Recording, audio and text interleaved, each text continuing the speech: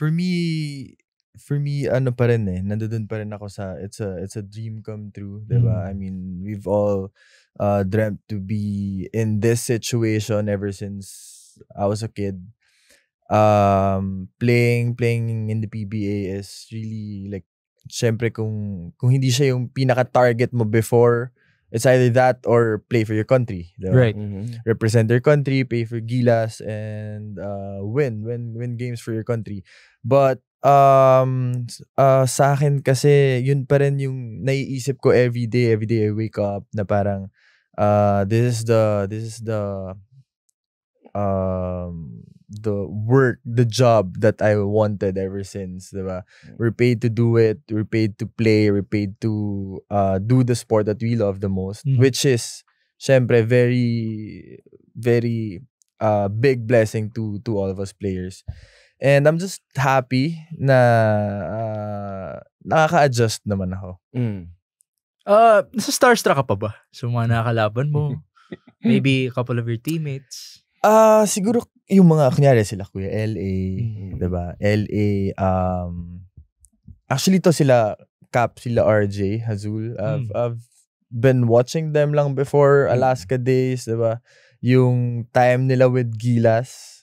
Those are yun yung medyo nagbo-boom yung Gilas. Right. Na syempre sa akin, teammate ko siya ngayon, 'di ba? I learn from him. Yung nakikita ko siya playing alongside him, 'di ba, sa games. It's something na very special din sa akin. Kasi those are the players na I look up to before, 'di ba, na tinitignan ko sila na parang sana mapunta ako diyan. Right. Sana maging ganyan ako katulad nila or whatever. And here I am now. Sana din syempre tumagal yung career, 'di ba? Just like sa kanila. And very successful people, not just on the court but even off the court. Yeah. And you know, guys like me and Migs who cover you and knowing your story na nag-start ka sa UE, tapos NU, LSGH, DLSU, UP, now make it to your dream. We're just so proud of your journey. Now, last episode, we had Kiefer Ravena here and we touched on yung mga job opportunities for basketball players na hindi siya limited dito sa Pilipinas. Meron na tayong B-League in Japan. We have the KBL. You actually also tried your luck at being an OFW, playing overseas. You're about to enter the prime of your career, Richie. 27 years old. Sabi nila, ang prime ng basketball player is 28 to 32. So, ikaw ba? Do you see yourself maybe trying that again? Going overseas? Because, I mean, Arvin Tolentino, the latest PBA player who got an opportunity, di ba? Ikaw ba? Where's he? KBL? KBL, right? KBL. Yeah. You gotta confirm that though. Nakakalito minsan yung text sa Instagram. Actually, when it pops out, it's all over the place. I mean, basta he's there. As long as he gets a bag, you know, we're happy for him. I've been open naman. It's just that since yun nga, na-try ko siya before, diba? It wasn't easy. But again, it's something din na hindi natin in-expect like growing up. Pero since na-open nga, diba? I'd say thanks to 30 for opening up the international stage to us Filipinos. But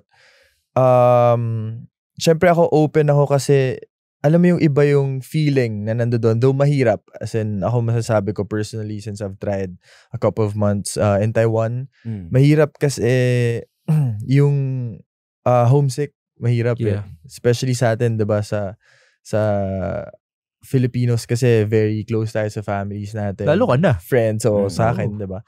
Kasama ko sila sa lahat. So, even while working out, doing extra work, whatever. Pero iba pa rin yung nare-represent mo yung country mo in a way na naglalaro ka for someone else's team, diba? Pero international. So you may not be playing for Gilas, but you're representing your country as well. Diba? Right. Thanks for listening to today's exciting conversation on the Pinoy Step Podcast. Kung nararamdaman mo yung drive, yung passion, at yung hustle, huwag mo lang itago. Suportahan ang paborito mong teams by going to arenaplus.ph. Be part of every win and every milestone. Until the next episode, take care and keep cheering. See you at arenaplus.ph.